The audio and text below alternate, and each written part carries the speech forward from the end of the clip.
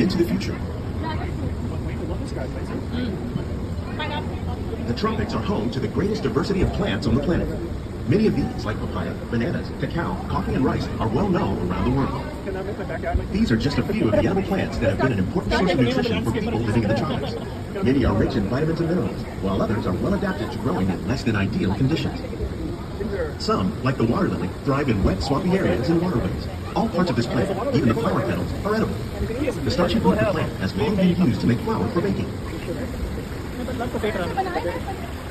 One day, many of these lesser-known tropical plants may be as important as the bananas growing on both sides of the boat. More than 28 million tons of bananas are eaten annually, making it the most popular fruit in the world. I eat 6 million bananas.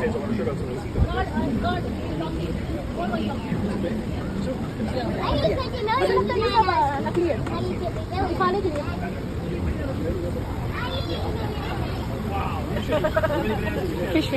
Oh, fish.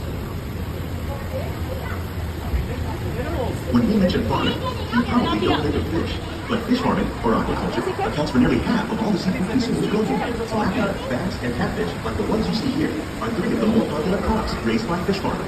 The sustainable system we're using here recycles the water in the tanks. As a result, we're able to save millions of gallons each year.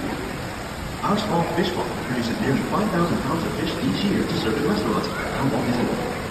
Innovations like this one can play an important role in our efforts to produce bountiful harvests and still protect natural resources.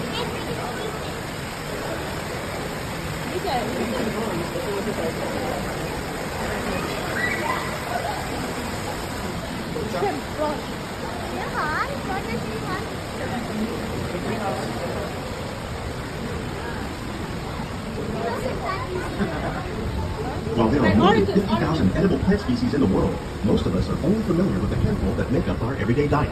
The common grains growing here, wheat, maize, sorghum, and millet, plus rice, account for nearly 2/3 of our global food consumption. Learning how to increase yields of these staples is an important goal of research around the world. Yeah, it's almost done. Is this the biggest garden you've ever seen? Yeah. These plants are definitely on their way up. Innovative growing techniques like these increase yields while more efficiently using resources like water, fertilizer, and pesticides.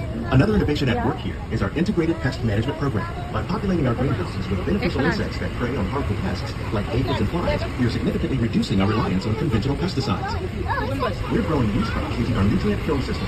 This technique precisely controls and recycles water and nutrients. With it, we can produce over 27,000 heads of lettuce a year in this one small area. Yes, clear. Clear. Say it. Oh. These are clear. I wonder why they do all hands. It is so hot here, Rob. Some of our best ideas have been inspired by nature, like these fruit and vegetable trees. By growing these ground plants vertically, we can increase yields and better control diseases. These crops taste as good as they look. In fact, we serve more than 15 tons of produce from our greenhouses in restaurants here at the land every year.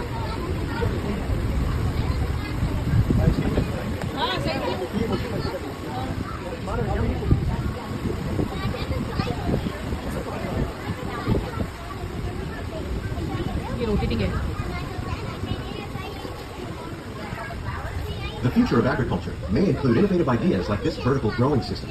Plants grown in this way use a fraction of the space required by traditional growing methods. That saves water and increases production. The aquaponics system on your left combines hydroponics with aquaculture. The fish provide a natural source of fertilizer for the plants, and the plants help keep the water clean for the fish. It's another great way to produce more while using less. In our lab, EPCOT scientists are working with the U.S. Department of Agriculture on a number of innovative projects. The goal of these efforts is to produce higher yielding and better quality plants.